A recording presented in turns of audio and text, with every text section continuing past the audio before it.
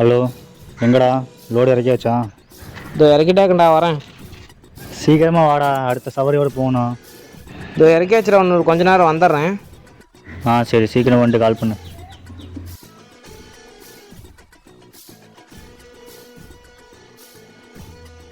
இறக்கிட்டியாடா? இறக்கியாச்சுடா. போன வருஷம் அம்மா ஆப்ரேஷன் 20 லட்சம் வாங்கியிருந்தேன். இப்போ பணம் தள்ளினா வீட்டை விட்டு காலி பண்ண சொல்கிறாங்க. ஒரு 20 லட்சம் தான் கொடுறா, நான் அப்புறமேட்டு தந்துடுறேன். டேய், என்னடா நினச்சிக்கிட்டு இருக்க நீ? ஏதோ வண்டி ஓட்ட தெரியும்ட்டு வண்டி வேலை கொடுத்தா நீ இப்போ 20 லட்சம் கேட்குற? வேற யார்ட்டையே வாங்கிக்க. சாப்பிட்டு வாடா, அடுத்த சவாரி போகணும். டேய் தம்பி, இங்கே வாடா. சொல்லுங்கண்ணா. தம்பி, நீ பேசிகிட்டு இருந்தாலும் கேட்டேன். உனக்கு எவ்வளோ பணம் தேவைப்படுது? ஒரு 20 லட்சம் தேவைப்படுதுண்ணா.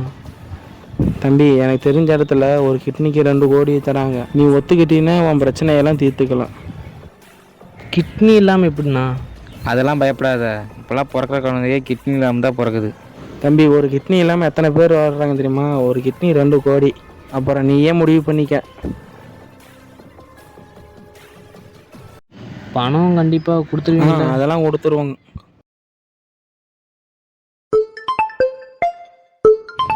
ஹலோ, சொல்கிறா, என்னடா?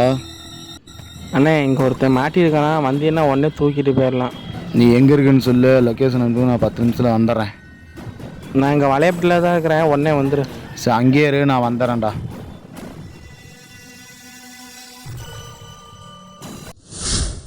இன்னும் எவ்வளோ நேரம் ஆகும்? அவ்வளோதான், அண்ணன் வந்துட்டுருக்காரு, வந்துடுவார். ஏய், வண்டியில் ஏறா, வாடா.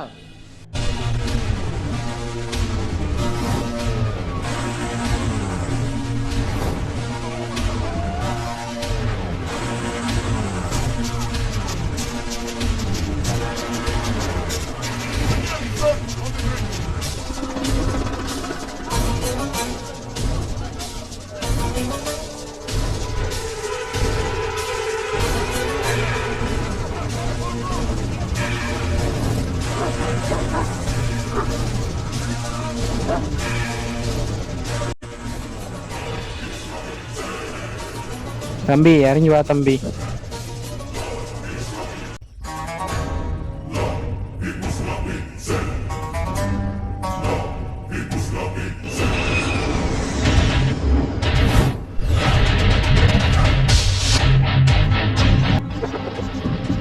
ஏய், வாங்கடா.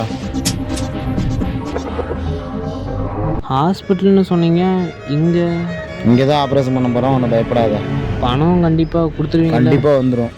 அண்ணே, ஆப்ரேஷன் ஆரம்பிக்கலாமா? போய் எல்லாத்தையும் எடுத்துகிட்டு வா.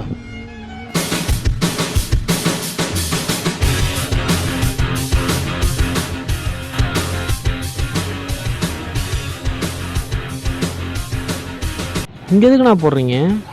ஒன்றும் பயப்படாத, இங்கே தான் உனக்கு ஆப்ரேஷன் பண்ண போகிறோம். கிட்னி எடுத்தோன்னே பணம் வந்துடும். தம்பி, வந்து படுவா.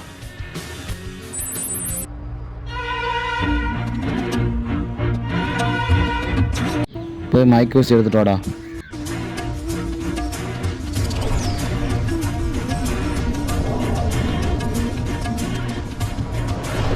தம்பி, மைக் ஊசி போடுது, பயப்படாத, படு. சரிங்கண்ணா.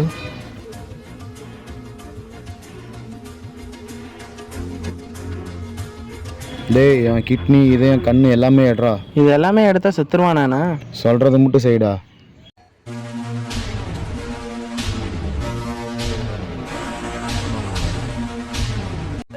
அண்ணே, போலீஸ் வந்துட்டாங்களா இருக்குண்ணே, சவுண்டு கேட்குதுண்ணே.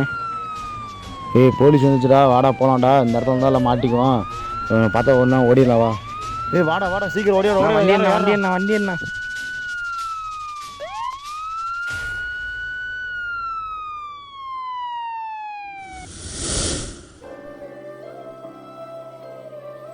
ஏய், நீ இங்கே என்னடா பண்ணுற?